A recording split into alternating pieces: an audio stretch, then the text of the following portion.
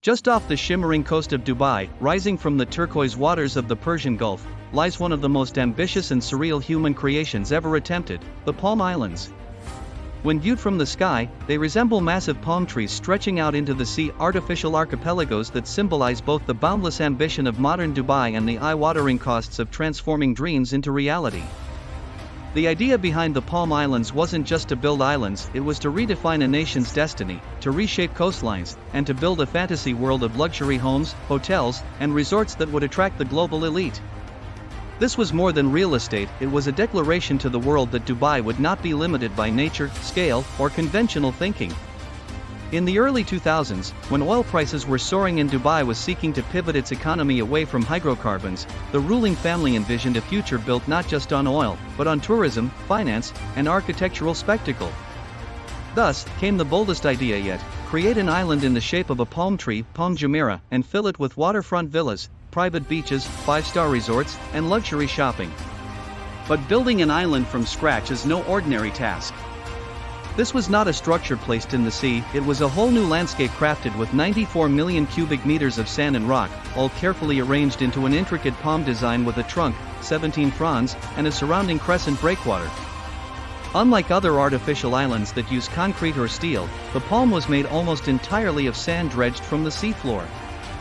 And here's where the dream begins to blur into a potential nightmare.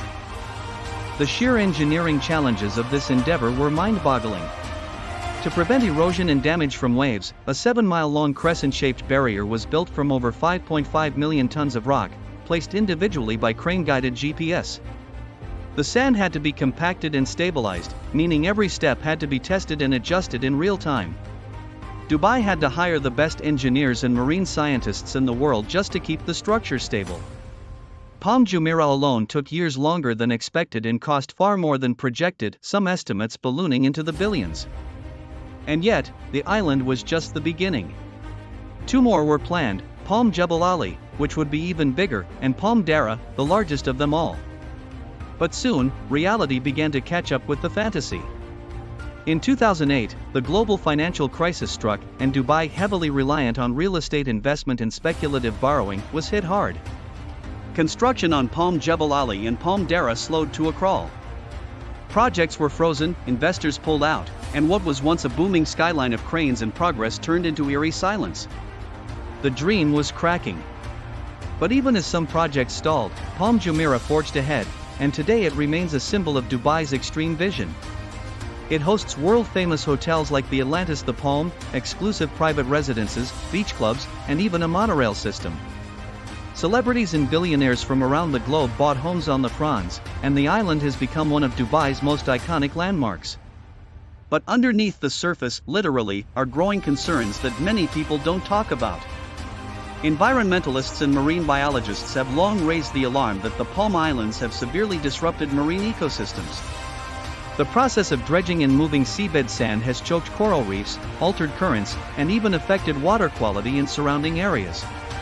The breakwater that protects Palm Jumeirah also reduces water circulation, leading to stagnant zones that struggle to support marine life. While the islands were built to defy nature, it seems nature is beginning to push back.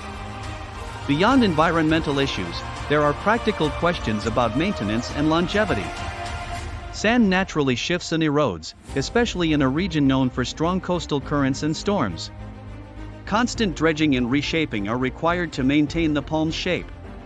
Without this ongoing effort, parts of the fronds could eventually sink or be washed away. Satellite images have already shown slight shape distortion over time.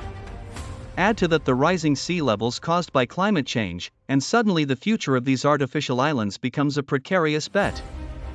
Some experts warn that within a few decades, large portions of the island could be at risk unless major climate resilience measures are adopted. And then there's the issue of livability.